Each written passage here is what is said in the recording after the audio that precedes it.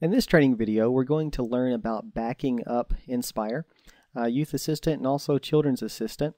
And I'm going to give you a few ideas to think over as far as making a backup plan. But to start, to begin backing up your software, you need to go to File and Backup. Easy enough. And this will bring up the backup window for us. And it has some instructions here that you can follow through. A few things you need to keep in mind though. Number one is you need to create a backup plan. Now a backup plan is going to give you something to follow by, and it also lays out very detailed steps on whose responsibility is it to perform the backups, and how often do those backups need to be performed, and where do those backups reside. So is it somewhere on the server? Do you have a place off-site that those backups go to? However it is that it works out, that all needs to be included in a backup plan. This is very important if your data is lost in Inspire, or if your computer crashes and you do not have a backup that we can go back to. It makes it very difficult and impossible to retrieve any kind of data to bring it back in for that database. So we don't want to lose all the hours and time that you put into creating this database.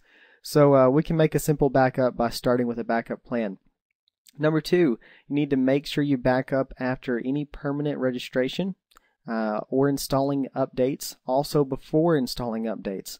You don't want to run into any kind of problem if something happens with your network while you're installing an update and the system crashes in the middle.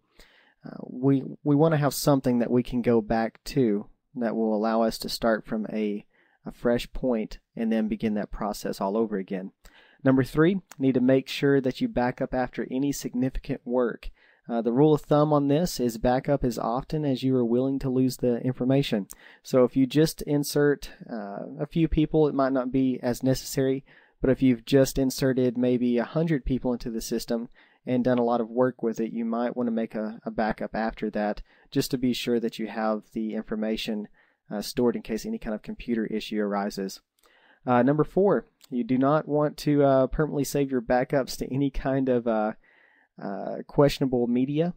So you don't want to save the backups to an old floppy disk that the metal part is bending up. You don't want to save it to any kind of even a thumb drive. Those are the way they're formatted is not going to store the information long term as well, and it's also not a safe means to keep your backup on. We usually recommend some kind of external hard drive, some kind of server location, or you can use a remote backup option where it actually takes your backup off-site.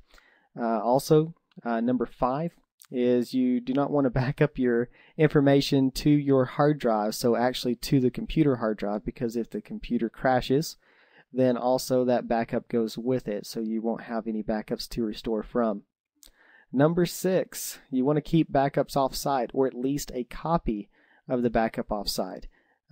If something happens to your network, again, or to a computer, or for instance, hopefully this never happens, but if the church suffered from a fire and the backup was inside the church, then you have nothing else to go back to. So it's a good rule of thumb. You don't have to do this as often, but to have some kind of backup off-site, either at another location of like a member's house, or some churches even choose to rent a safety deposit box at the bank and keep backups stored there. Lastly, stay organized with your backup plan and on track with it. Make sure you don't miss any of these steps, and everyone is clear on whose responsibility it is to be backing up the system. And as far as actually performing the backup, it's very simple. You just browse to the location that you would like to make the backup, and this will open up a window for you. And from here, you choose where you would like to place the backup file. Now, in many cases, you will have to place it on your desktop or on your computer for the meantime until you can transfer it over to some other location, for instance, like a remote backup place, or if you have someone that places it on a network drive for you. So that's okay. You just, or you can choose a remote hard drive if you have one connected to your computer at this time. But you choose your location that you'd like to back up to, and click open. It places the file pathway inside of the box here, and then just simply click yes backup, and Inspire completes the backup for you and tells you that it was successful. So hopefully this helps you with your backup plans. Make sure to stick to that, and you should not run into any kind of problems, and if you do, you'll have a backup.